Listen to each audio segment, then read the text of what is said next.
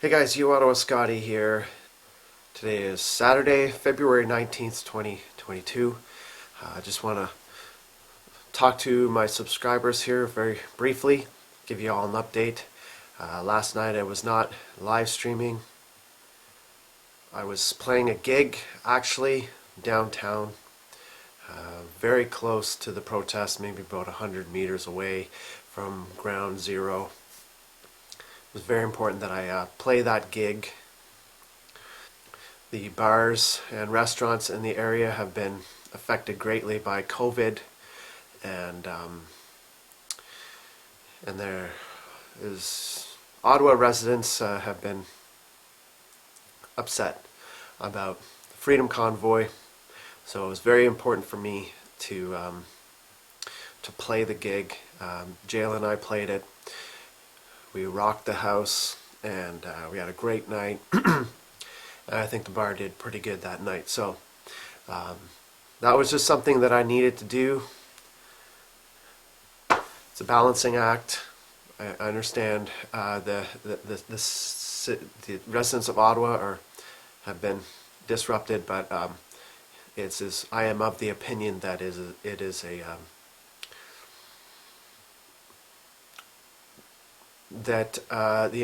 last 2 years have been an extreme disruption, and COVID has been a massive tragedy. And what we're seeing right now is frustrations boiling over. I'm not super interested in getting involved with what's going on now downtown. For the last 21 days, I've been filming for 19 of those days. It's been very grueling, very taxing on my emotions for both me and Jayla, family and friends, and most of all the demonstrators. What's happening right now in our country is, quite frankly, is disgusting, and I don't know why there isn't more people concerned with what's happening right now in Ottawa. I'm sure you guys have seen some of the live streams happening down there today. People are being, we have riot police down there. It seems like a woman was trampled by a police horse. Of course, there's all kinds of arrests, violence.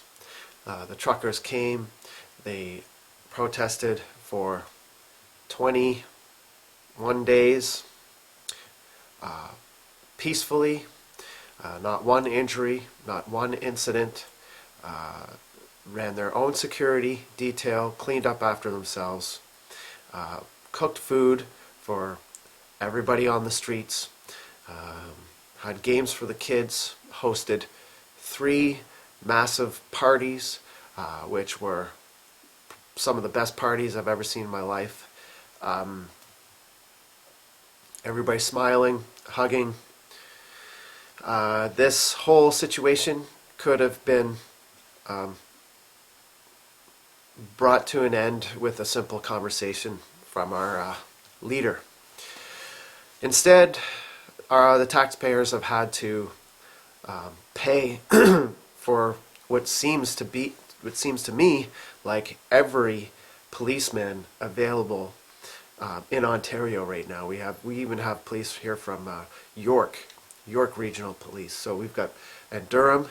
So we've got police from Toronto, Quebec. We've got Sûreté de Quebec there. Bylaw, you name it, and the military. So this is costing the taxpayers millions, and again, could have been solved with a little bit of negotiations. What's happening down there right now is unlawful. It is illegal. I mean, they have a right to be there. They have a right to protest peacefully. Yes, it has gone on too long. People are tired, the truckers are tired, the residents are tired, but that is on Justin Trudeau's hands. This is no longer about COVID. This is about one man's ego. This is about Justin Trudeau being power hungry And this is all his ego showing through. You were talking, this man doesn't know anything about the working class. You know, he's never held a hammer in his hand for 8 hours a day. Or, you know, yesterday's heroes are today's terrorists. And, you know, so we went from January 29th, when the truckers arrived, quote, the fringe minority, a bunch of dumb truckers that didn't know anything, a bunch of racists, a bunch of homophobes, misogynists, all these prejudices that Justin Trudeau and the residents of Ottawa and pretty much everybody else projected on these truckers. We went from that to a state of emergency into now invoking the War Measures Act. Justin Trudeau is the poster child for a poor leader. He went to his cottage for 15 days. And did nothing because he had COVID for the third time, or I don't even know if he had COVID. We don't know. We're at a point in this country right now where if you disagree with the government, you're going to have your bank accounts frozen, you're going to be tear gassed and deemed a terrorist. That is a communist country. That's what communism is all about. And we've heard that. I went down there on the 29th to do my first interviews. What we found was no racists, no misogynists, no homophobes. What we found was a bunch of human beings helping each other, cooperating, smiling, being happy, cooking food for each other, being generous, being kind. That's what I found. That was my freedom convoy. Not all this other stuff you see in the media. It's very hard for me to go down there at this point in time and watch people that I've forged friendships with over the last 3 weeks being arrested, being assaulted by police, being tear gassed, being trampled, and you name it. That's not something that I can really handle too well. So, for 3 weeks, we had a family. We had,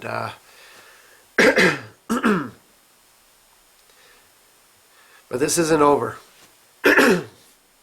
Far from it. As a matter of fact, what's going to happen now is this whole situation is about to get a whole lot worse. Because what you've done now, Justin Trudeau, is you have pissed off Canada. You have further divided people with your rhetoric and the actions, your way of solving this, moving in, threatening people, calling them terrorists. You're sowing the seeds of more hate in this country. Justin Trudeau is by far the worst prime minister that Canada has ever had. He is an absolute tyrant, power hungry.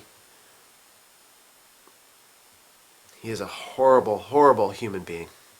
I have no respect for Justin Trudeau. I have respect for the demonstrators that came to my city.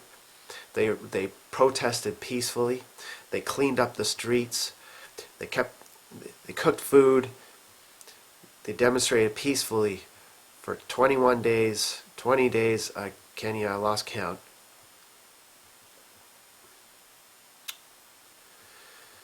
So,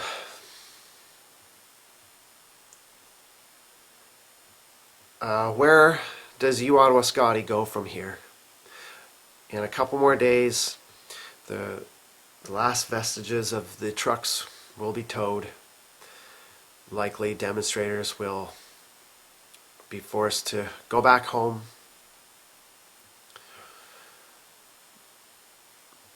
Trying to figure out where to go from here. What I'd really like to do is catch up with some of the other live streamers that have been covering the event. There are only a handful of us that have been there right from the beginning, from ground zero, right from the beginning, from day one.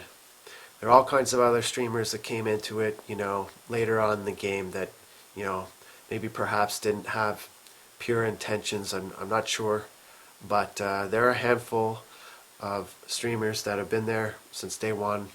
I would really like to catch up with them and get their thoughts on their experiences.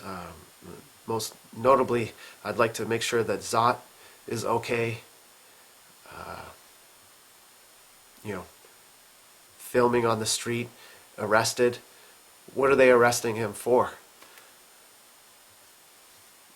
He did nothing wrong. He did absolutely nothing wrong.